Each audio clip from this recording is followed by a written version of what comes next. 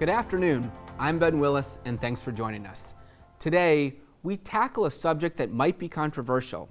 Do seeds treated with neonicotinoid pesticides have a negative impact on pollinators? About 80% of all flowering plants and over 3/4 of the staple crops that feed humans rely on animal pollinators. This summer, I joined Dr. Alger, the director of UVM's Vermont Bee Lab, while she collected pollen samples from various bee yards around the state as part of a research to track bee exposure to pesticides. There's a electric fence for bears, so I'm gonna unhook it and Okay. we can step over it, but you probably don't want to touch it. We are at an apiary, which is a fancy word for a bee yard. It's a place where beekeepers keep all their hives.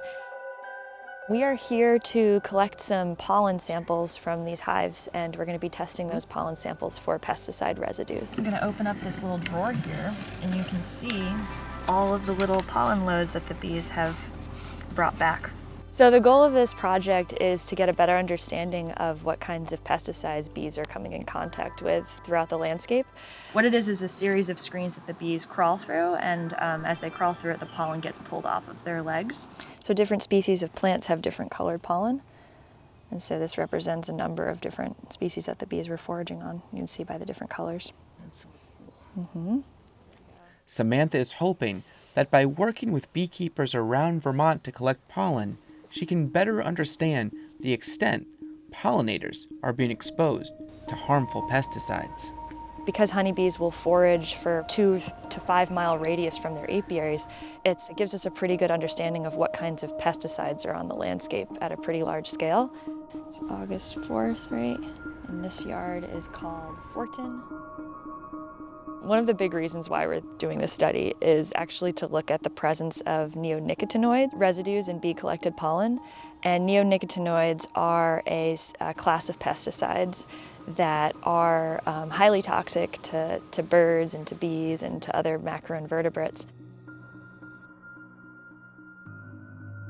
Beekeepers have been experiencing really high losses, particularly in Vermont. In some cases, 60% of their hives they're losing every year, which is really disturbing. And we've done a lot of work looking at diseases and pests, and now we're starting to look at some of the other threats like pesticide exposure, because some of these colony losses aren't solely explained by their pest loads, so there's other things that are happening.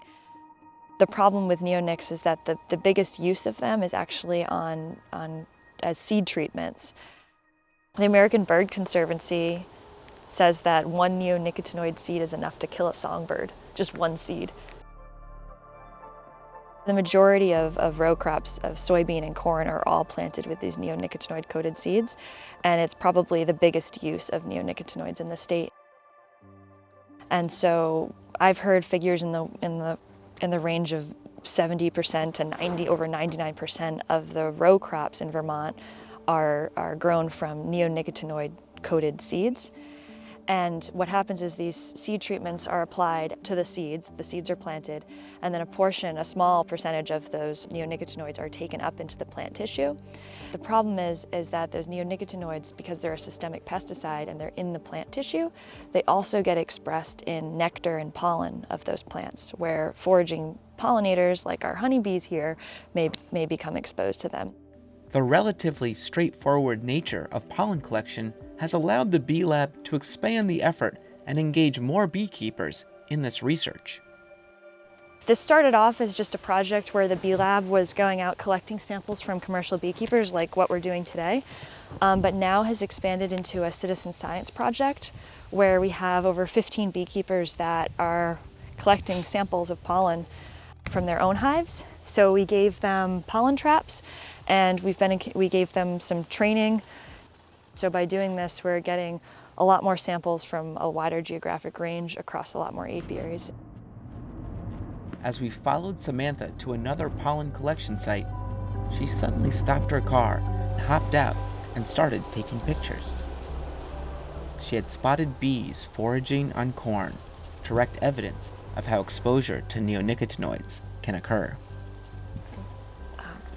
So corn does not produce nectar, and so it's not often thought as a plant that bees will work or forage from, but they produce a lot of pollen. They're a wind pollinated plant, and they produce a lot of pollen to increase their chances of getting pollinated, because they don't have animals that will transport their pollen from the female parts to the male parts. They kind of depend on the wind to just blow lots of pollen across the landscape to increase their chances of getting pollinated.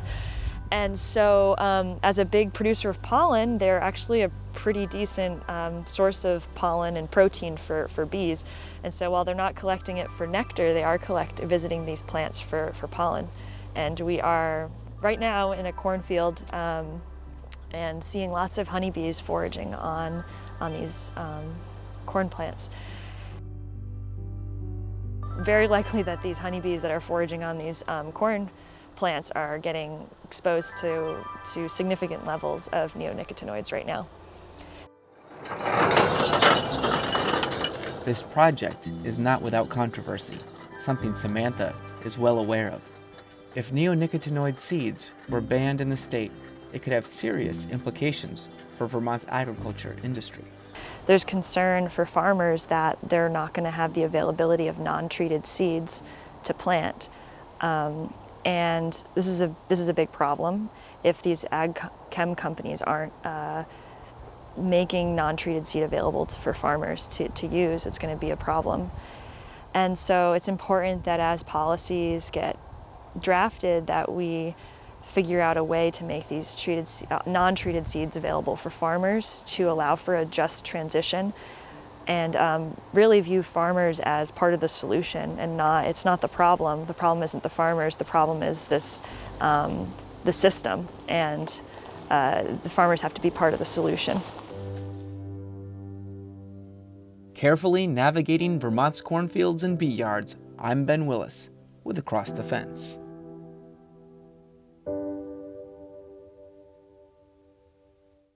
If you're just joining us, I'm talking with Dr. Samantha Alger, Director of the Vermont Bee Lab.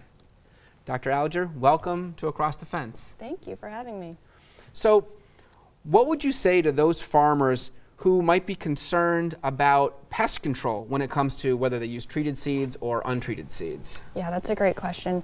So I guess I'd think about some of the research that's been done on the topic. So in 2020, Cornell reviewed hundreds of studies and published this report that looked at the differences in crop yields and economic benefits of crops that were planted with treated seeds, non-treated seeds, and alternatives. And what they found was that the vast majority of the time, 83 to 97% of the time, there was no difference in crop yields when using treated seeds compared to non-treated or alternatives. And this is, looking at lots of places geographically, but if we look at even here in Vermont, Dr. Heather Darby of UVM Extension started this project, and it's a 2-year study. And just past summer, she did a study where she planted crops of corn and compared the crop yields of treated seeds and non-treated seeds, and found the same thing, that there were no differences in crop yields. So it's been a few months since we were out in the field. Have you had any results that you can share with us? Yeah, so I guess, we started this project in 2021, and in our first year, we collected only 16 samples, and we found, really surprising to us, 80 detections of 20 different kinds of pesticides. And so we've really ramped up our sampling collection since then. And what we're finding, and when we just look at neonicotinoids over the past 2 years, we're finding about a quarter of the samples of fresh pollen that the bees are bringing in, we find at least one neonicotinoid in those samples, and sometimes two. And the vast majority of the time, those levels, the concentrations that we're seeing in the pollen, are within the range that we know to cause impacts to bees, either physiological, behavioral, or reproductive impacts to bees. So in the video, we saw bees foraging on corn. Mm-hmm. Is that the only way that they're being exposed to neonicotinoids? No. So as a recap, so with treated seeds, we know that the neonicotinoids are taken up into the plant tissue and expressed in the nectar and pollen of plants.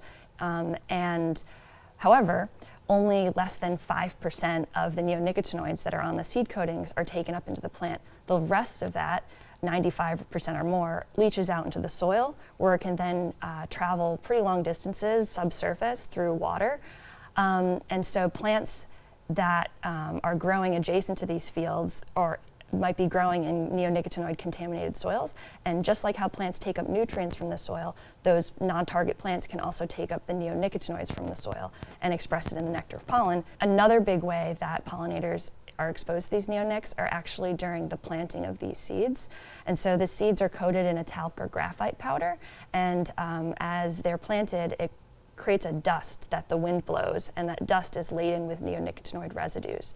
And that dust will end up, across the landscape on non-target plants. And that's another way that pollinators can become exposed to these seed coatings. So Dr. Alger, you mentioned in the video that collaboration is key to success on this issue. Yeah, so there's lots of changes being proposed around maybe the way neonicotinoids are being used. And I think with any changes of best management practices or policy changes, it's going to be really important that farmers are supported throughout this transition. And there's lots of folks on the ground working that out, trying to figure out how can farmers best be able to get the non-treated seeds or alternatives that they might need. How can they be supported from a technical and service perspective around how to source the different kinds of fluency agents to create less dust on the field, and maybe even how to modify their planters to reduce the amount of dust. And so supporting the farming community is going to be really important if any changes are proposed. Well, that's all the time we have. So thank you for joining me today. Thank you. If you would like to learn more about making the move to untreated seeds, UVM Extension agronomist Heather Darby will host a neonic webinar series December 12th, 14th, 15th, and 18th. Visit the link on the screen for more information. Thank you for joining us across the fence, and have a great afternoon.